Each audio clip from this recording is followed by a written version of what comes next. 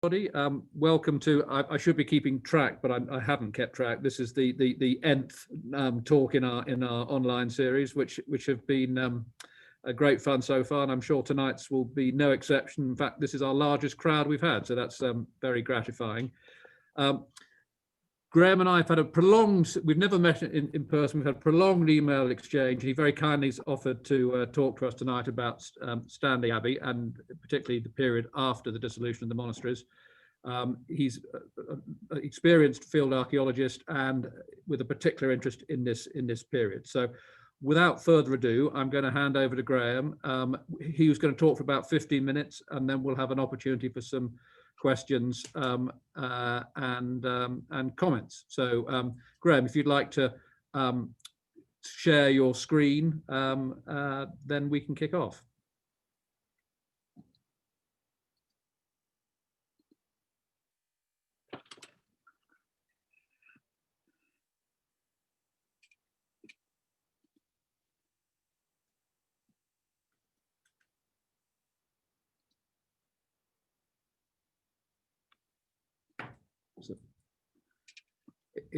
Everybody is very well trained because they've all put themselves on mute, which is very, you can tell people are getting used to this.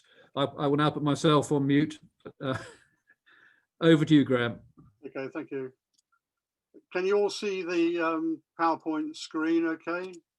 Good. And you can't see any of the people in the background. It's just the screen. I'll just make that smaller. Right. That depends upon people's individual settings, but we can see your presentation very clearly. Right.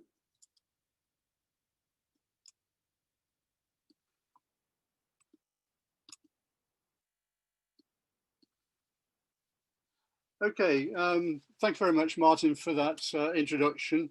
Just by way of background as to why Stanley Abbey, I did this research on Stanley Abbey, was that in a former incarnation, I was field archaeologist with the Royal Commission on Historical Monuments based in Salisbury. And one of our remits was to do county surveys, archaeological surveys. We'd done Dorset, Hampshire and several other counties, but one which we were working on was Wiltshire, and we'd done South Wiltshire, but we then going to progress on to North Wiltshire. And I was tasked with looking at the medieval and post-medieval landscape of North Wiltshire with a view to identifying sites which would be worthy of surveying. And one which I thought would be worthwhile is Stanley Abbey, which we did do in the, I think it was in the early 1990s. But unfortunately, we then amalgamated, well, unfortunately for us, we amalgamated with English Heritage, and the project was shelved. However, I thought there was enough in the site to actually warrant a lot further work.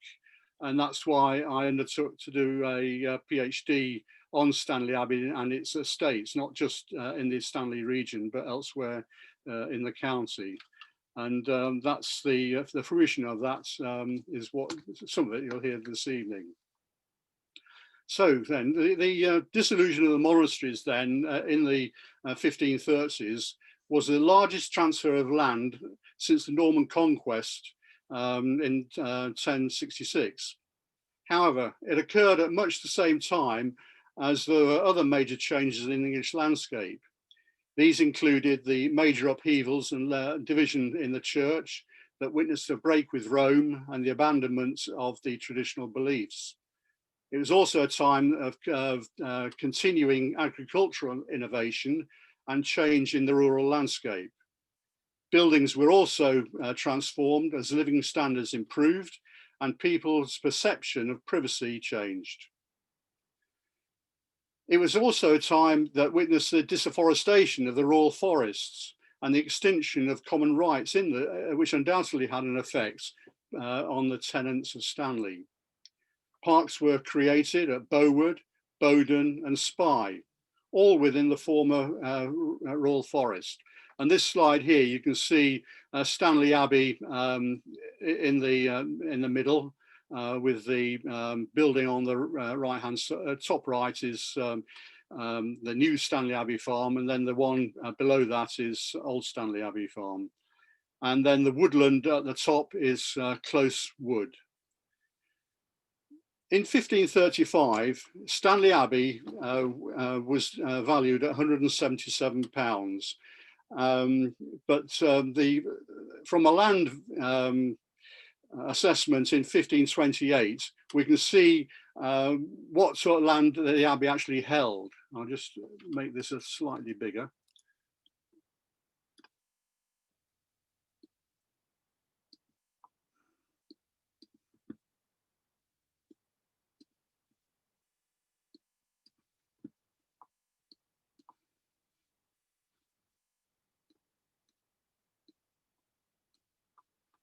Okay, so you can see that Stanley Abbey's land was really a large block of land to the southeast of Chippenham, used to be on marshland, with close woods there at the bottom, and then land at Loxwell, which is where the former abbey was, the temporary abbey, Nethermore and Ash, a big block of land there, as well as land along the River Avon. And over on the west side of the Avon, we've got land at Diriards, and then to the north of that, a large parcel of land at Langley Burrell, with small pockets of land elsewhere in the parish and in the region. But in 1528, there was an assessment of the land, and that's the area which I've planned out there. And so in 1535, it was valued at £177.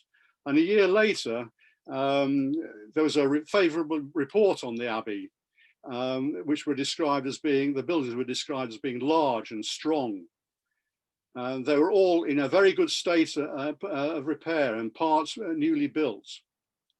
In the Abbey, there were 9 monks and a novice who all wanted to continue in the religious life.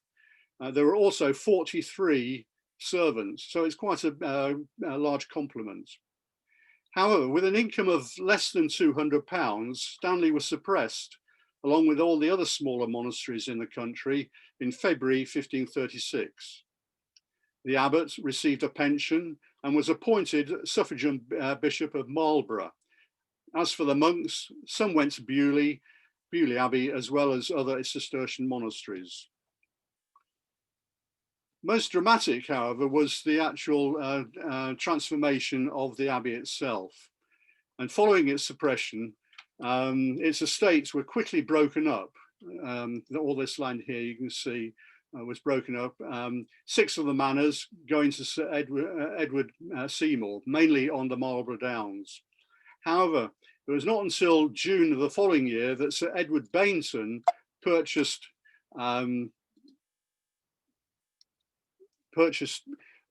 the abbey and the remainder of its estates.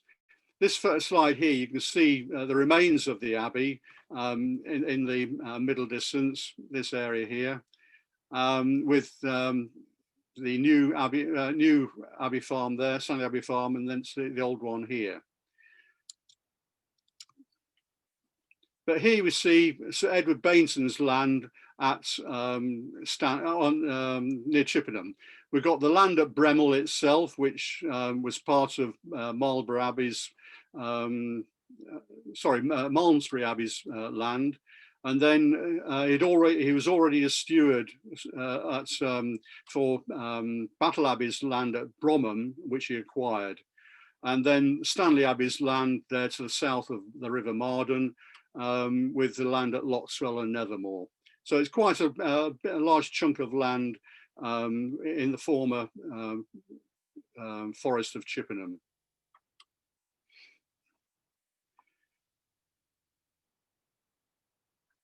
All we have today, though, as we saw earlier on, is the 2 farms and the old Abbey farm and the new Stanley Abbey farm. But also we have the earthworks as well, which, as I say, will be the subject of most of this talk. But what's happened to the buildings? Firstly, there is an indication that there's a mansion house at Stanley following the suppression of the monastery. It was destroyed, but a mansion house is also, or part of it was converted into a mansion house. And this can be seen from a series of leases and surveys dating to the mid-16th century. In 1567, for example, there's mention of the site of the late monastery of Stanley, the church, the belfry and churchyard, houses, dovecots, mills and ponds, together with a park of Stanley and various closes. Although it's not particularly detailed, it would suggest that the church and tower, at least the remains of it, was still standing at this time. And a lease of 1600 is more unequivocal. It mentions the mansion house of Stanley and buildings commonly called the Abbot's Lodging. The limited documentary evidence therefore indicates that the mansion house was a conversion of the Abbot's Lodging, and it was known by this name in 1555. The archaeological evidence supports this and places it in the west range of the conventional buildings. So it's this area here.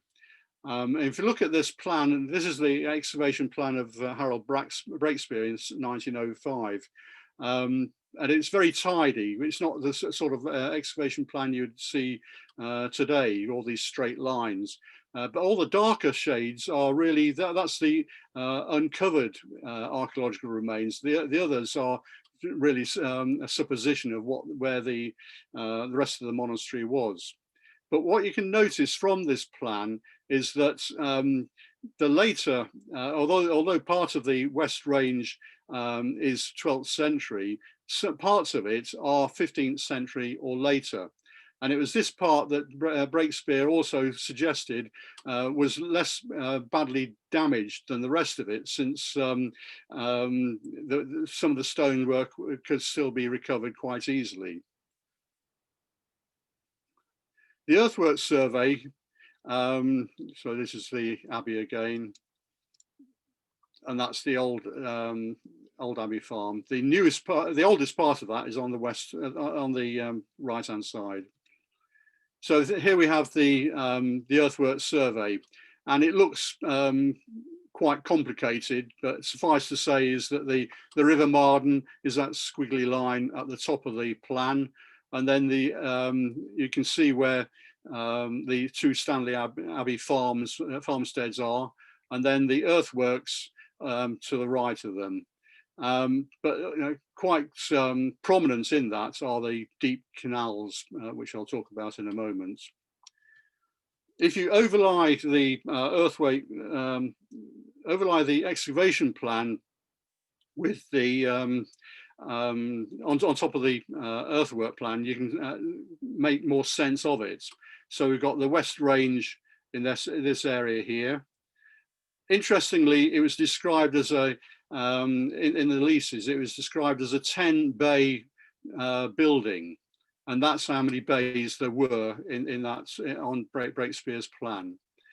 But then you have this is where the church would have been, and then the East Range here with the chapter house here, and then the the North Range here, which would include the refectory along here, and this is where the novices would have lived prior to well, when it was first built, because that's when they had most monks.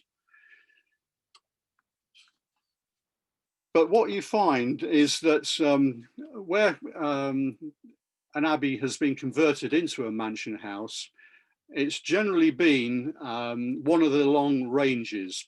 And what they did was actually adapt the upper floor of one of these ranges to create what they refer to as a corridor gallery, serving rooms off the central gallery, which can also be seen at places such as Laycock and other Cistercian houses such as Netley. Here we have Netley prior to its dissolution. It was the same sort of size as Stanley Abbey, so it probably looks quite similar to this. And then following the dissolution, it was converted, most of the buildings, in fact, at Netley were converted into this mansion house. And notice outside we got two gardens, well, three gardens really. You've got the cloister garden here, you've got this formal garden over on the side, and then a courtyard garden in front. And there's another example at Hales Abbey, which I worked on, and here the upper floor of the West Range was converted into a mansion house, and the rest of it became what in the foreground there you can see what's referred to as a ruined garden. So, an integral part of the setting of any monastery, though, is the gardens, and the possibly associated with them would be the park, which I won't refer to today. At Stanley, some of the earthworks go with this post-dissolution layout. The most striking is a suite of canals, and these are the in blue shading here. And the reason we think these are post-dissolution, in other words, after the abbey was dissolved, firstly, in this area here, it seems to be cutting the precinct boundary, which is this line here. So it's cutting there. So, and also it's cutting through the mill race, where the mill would have been over here. Secondly, the culvert, which is this line here, is accessing the canal at point B, which is quite an odd angle to be approaching it if it was part of the monastic layouts. The line BC, that canal there, seems very odd as well, since the water is going away from where you'd most likely expect it to in a monastic setting, which would be along the North Range there, where the kitchens were. And here at point E, we have some bastion-like projections, which are typical of Tudor gardens. On this island here, we've got this what looks like ridge and furrow, but in fact what it is, well I think anyway, is the lines of an orchard. That's where the plantings were. This is a modern, more modern pond. But interesting here, this is a walled enclosure and probably a compartmentalized garden feature with a mound here, for a viewing mound here, and that is probably a dovecot.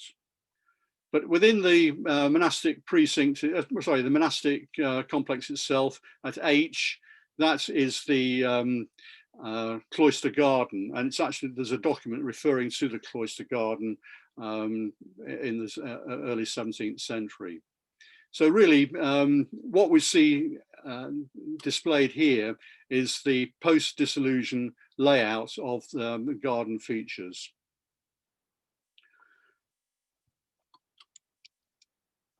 So this is a bit more simplified version of that, where you see this precinct boundary marked out in red, and then the mansion house here, the 10-bay mansion house, with part of the North Range surviving. That's where the kitchens were. And then the cloister garden here, this compartmentalized garden here with the dovecot here, and then an orchard over here, and then another couple of gardens over this side. Another example of this is Bindon Abbey in Dorset, where the abbey was in this dark area here, but surrounding it, off the river here, were a series of canals, very reminiscent of Stanley. Obviously, these are more sort of regular than the ones we have. It looks to me, though, the ones at Stanley aren't actually complete.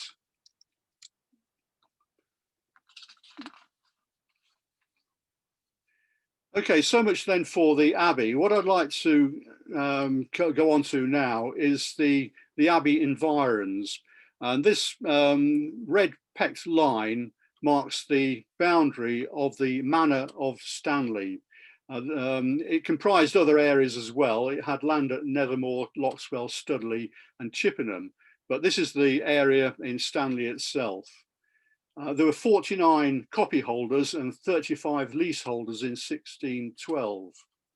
And the manorial survey of this date is particularly useful in landscape terms, since it lists the tenants with, in many cases, details of the properties they held and the land which they had. For every building, the number of bays was noted, in other words, how long it was, and whether it was lofted, i.e. If it was at first floor level. And interestingly, there's a lot of the buildings were tiled, where in an area where you'd expect the roofs to be thatched. And I should imagine this is purely because of the, they would have been taking the tiles from the abbey to have on their own buildings. Although the survey was undertaken in the early 17th century, many of the leases and copyholds date from the late 16th century, and some come from before the suppression, and therefore reflects the later medieval landscape. And this is supported by the probate inventories and hearth tax return. So the domain itself in 1536 there were 425 acres, and you can see from this slide that it was divided into arable, that's the light green bit, one named the strips and one 4 acres and 6 acres, and then cod marsh over here. And then meadowland, which was only was 105 acres, so it's 3 times more meadow you got along the river, and then great mead below close wood, and then the buddy mead, and then the croft along the river again. And finally, the pasture, which is the bulk of the land, 286 acres. The domain of Stanley formed a consolidated block of land, as you can see. And in the late 19th century, included the Abbey Farm, which was here, and Pound Farm, which is over here.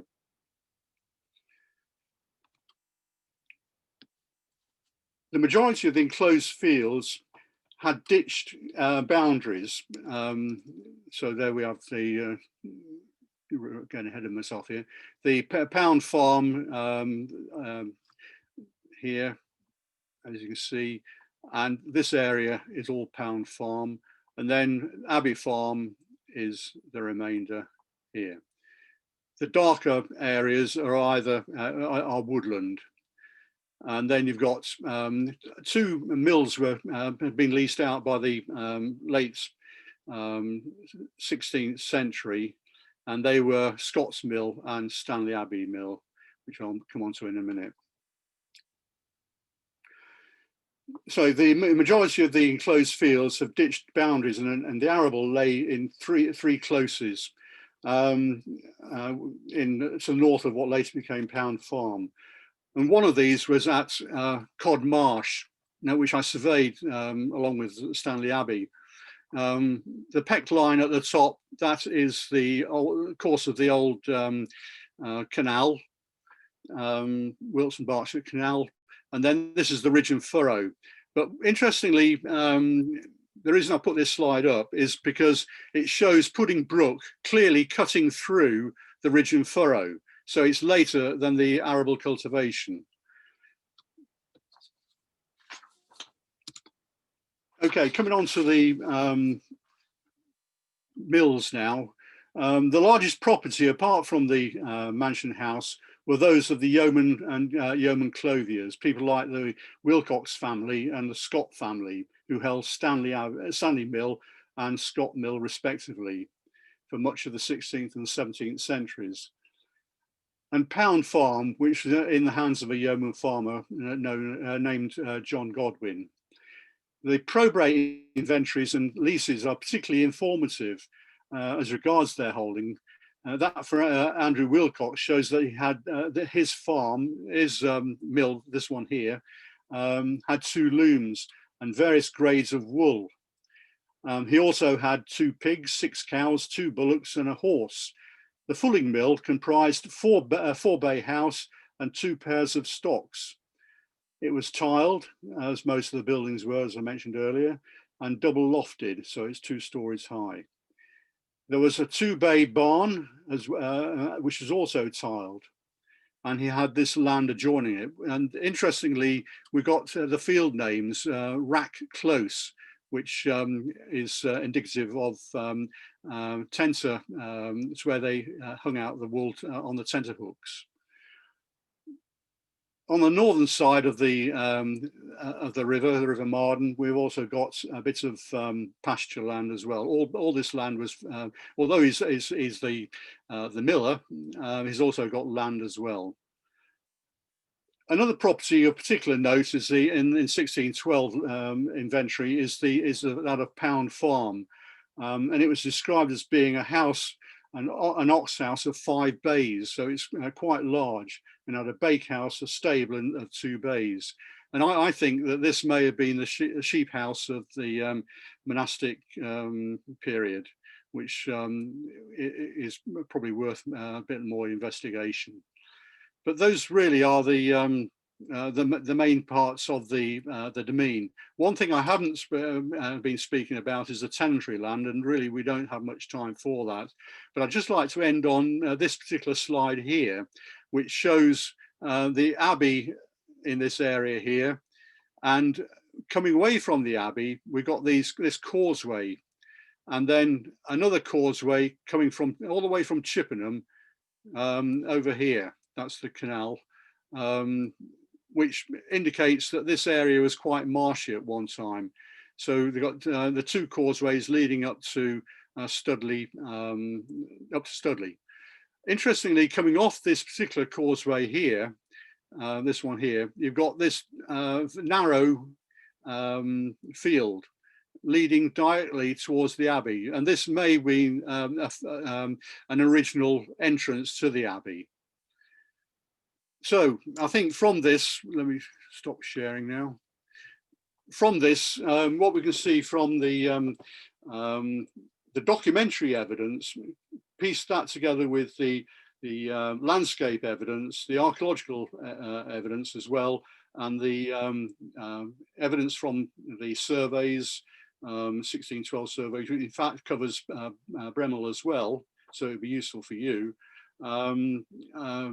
Really, we have a picture of the abbey and its lands, which we would never have had from just the documents themselves. Linking that with the archaeological evidence, we get a much better picture of the landscape. Over to you. Thank you very much, Graham. Fascinating stuff. I'm sure there are lots of questions, so I will open up for questions or comments. Who'd like to go first? Well, I'll go first then. We know that Sir Edward Bainton bought it initially and bought quite keenly, from what I gather. Do we know, is the suggestion that it was he who built the gardens around the, or do we know who lived there in the end of the 16th century, second half of the 16th century? Yeah, one thing I didn't cover, because it would take a bit more time, is his principal residence was at Bromham House. And Stanley Abbey was always looked upon as a secondary residence, really, and he leased it to, in fact, one of his relatives lived there for some time. The mansion and house itself didn't survive much beyond the mid 17th century, I don't think. When it fell into disrepair, and it was converted into a farmstead. But it was leased out. Sir Edward Bainton himself, he used to use the river, fishing rights on the river mainly. That's what we hear about. But the house was actually leased out to either relatives or tenants. And it looks like an enormous amount of work went into that garden landscape. Would all those canals have been for decorative purposes, or was that to drain the land, or for irrigation purposes? What do you have a theory on that? I think looking at gardens elsewhere in the of this period in the country, a lot of them were decorative. the eye catchers really, and they can compartmentalizing other parts of the garden. So you've got the orchard, for example, you've got that compartmentalized garden with its seat, and then other sort of formal gardens on the south side. So I think they're just dividing up that land, but also where we saw the canal cutting through the mill race, that's probably where the water was coming from the river to actually flood that area. But you probably know that the River Marden's a lot lower now. I mean, the mill race is a lot higher than the level of the river now. So whether they had to dam it at some point, I don't know, to get the water to rise sufficiently to flood it. I really don't know. Okay. Other questions? I've got one. Helen. The original excavation by Breakspear was done in about, I think, 1906. Do you think there's scope with modern techniques like geophys to do something currently to see if we can find anything more? I think there's great scope for further work there. Presumably, have you been over the land at Stanley Abbey? Well, I see it from the railway track, yes. Okay. Well, it's quite disturbed, and whether it's just the result of the excavation or later work, I really don't know. But it's the actual abbey. I don't think well, you should be able to glean more from more targeted excavation of the abbey, because I mean, all he was looking for was chasing walls like they did in those days, but a more targeted area approach would pay dividends. And another thing which I was thinking about the other day is the causeway leading from Stanley Abbey. What's that composed of? Is it material from the abbey, just stonework which has been thrown there? Because once the abbey has been dissolved, most of the buildings fall in disrepair. Where's all this material gone? And that's worthy of a bit of field work, I think. Greg, we've got on the call Mike McQueen, who's part of the archaeology field group of Wands, and he's been a very keen geophysicist. So, where would you start? Leaving aside the small issue of consents at the moment, what's the unanswered question you'd like you would? Well, on those compartments where the canals are, it'd be worthy of a geophysical survey of those to see if there's any structures on those areas. At the moment, they're just blank areas. Also, to the south of the railway line, there's earthworks there. Perhaps that's another area which would pay dividends. I mean, the Stanley Abbey itself, as far as I know, is not scheduled, and there's no protection at all on it, which is rather surprising. But I think those two areas would be worth more investigation. I'd leave the actual site of the Abbey alone. Personally, I'd go for those areas which are blank canvas, really. Mike, any questions or comments on that? Not at the moment. And Robert, you had a question. Thanks, Martin. Yeah, Graham, you gave away, you threw a line away there, which interests me very, very much. You said, of course, the Marden was much bigger in those days.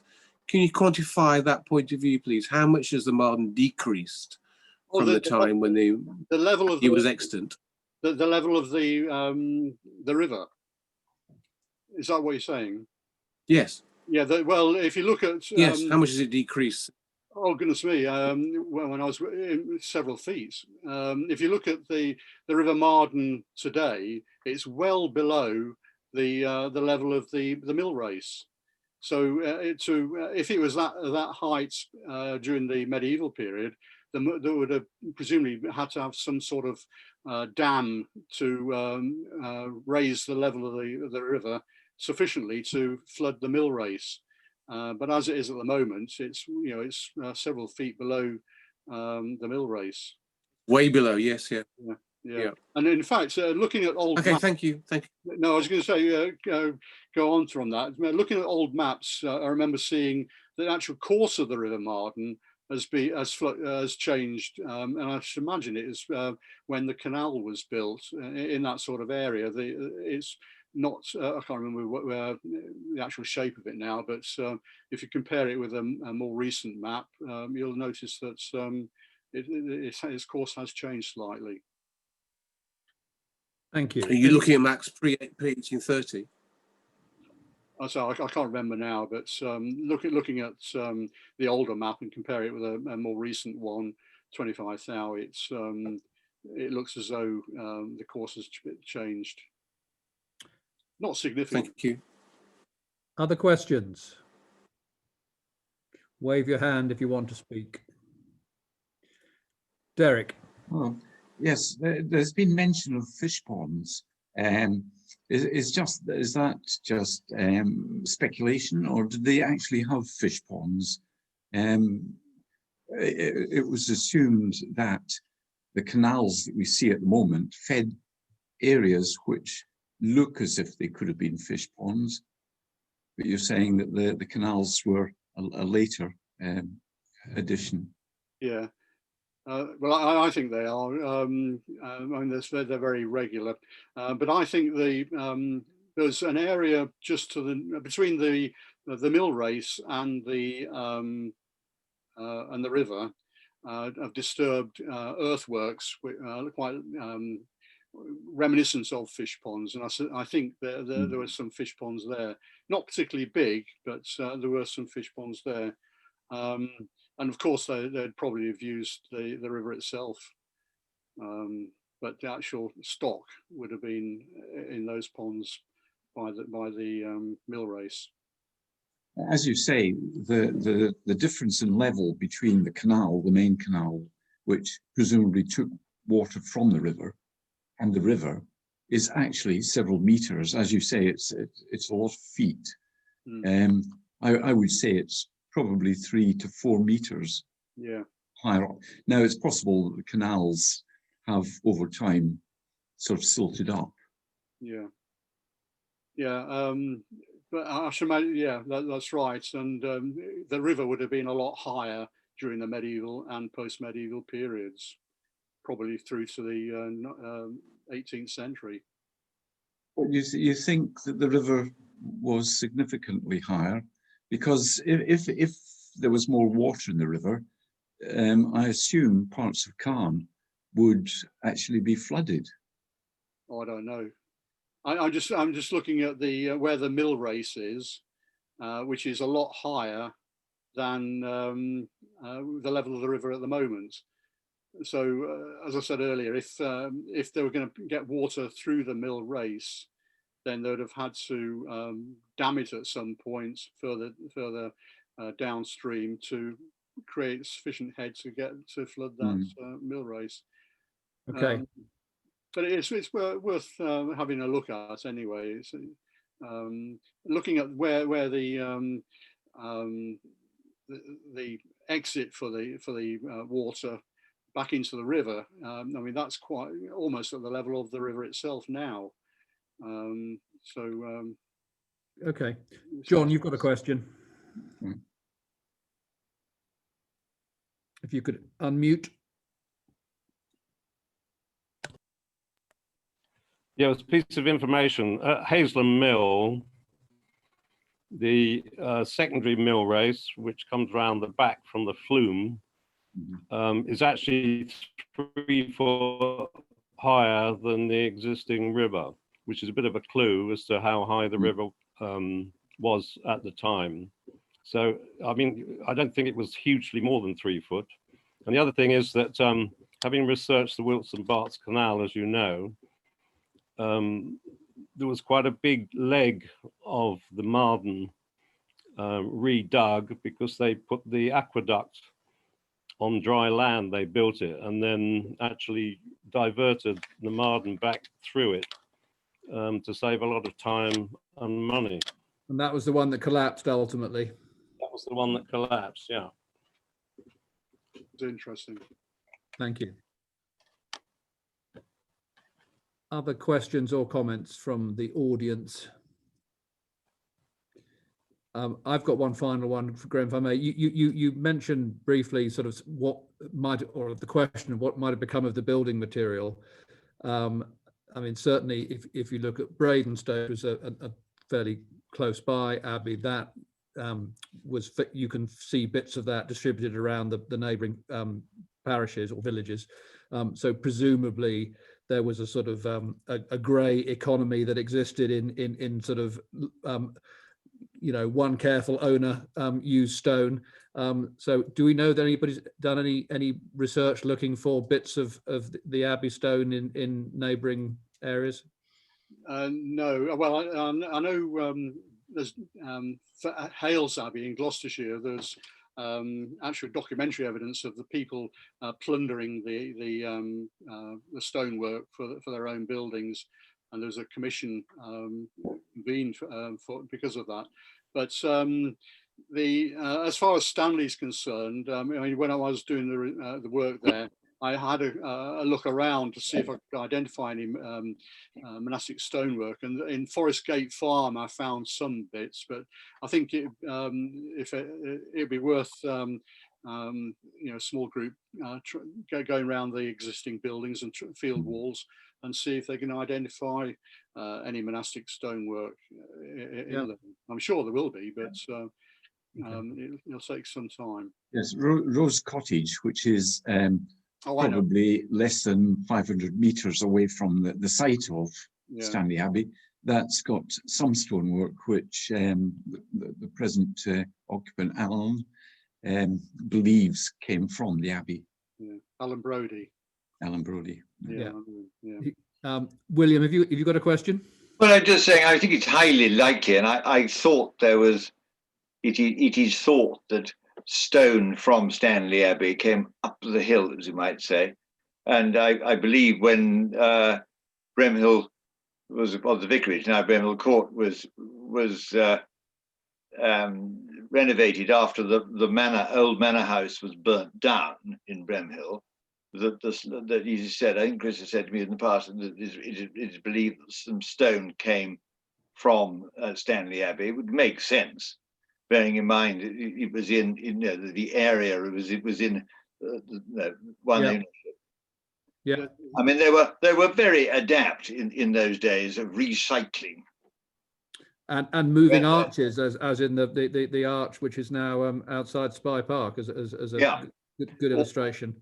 Also in the same ownership. Yeah, exactly.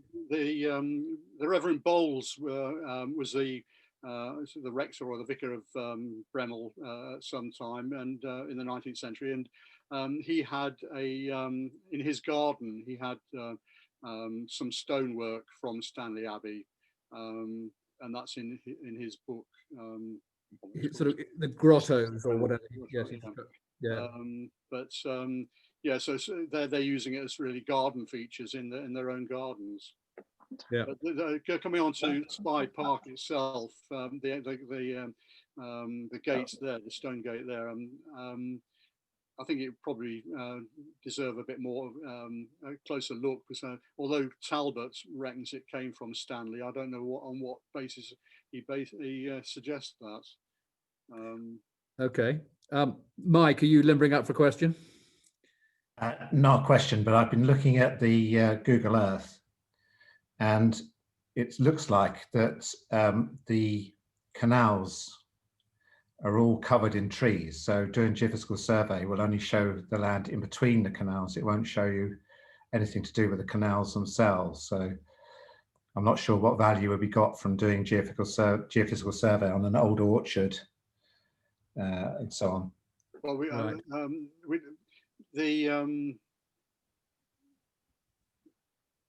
the actual compartments, although I've interpreted it as an orchard, for example, one of them, there may be buried stonework beneath that of a building. Now, I can't remember seeing any. There is a bit of woodland along the banks of some of the canals, but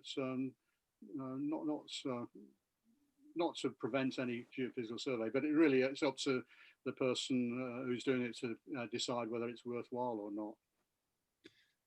Perhaps a walk across the land might be called for next time you're passing. Robert, did you waving? Did you have another question? Or No, Spy Park answered that before I asked the question. Okay, which is very prescient of him. Right, fine. Any other questions as we're anybody else like to ask a question? No. Okay. In that case, it just remains me to thank Graham very much for his taking the time to take us through what looks like a really in-depth piece of work. And we'll make sure that the material that you've provided us with tonight goes across to Louise, who's doing our research and producing our book. And perhaps we might try and get some of the images, John, to see whether we can put them into the... That was going to be my next question. If we could have a copy of it, would be absolutely fantastic. Copy of what? Your presentation. All right. Like I say, they have, this is in the library in Chippenham, which Right. is my research on Stanley Abbey. But yeah, it should be okay. Very good. Thank Great. you. Well, thank you everybody else for joining us. Hope you found it interesting, and thanks again to Graham. So a sort of virtual round of applause. For Thank you very much. and, Thank you.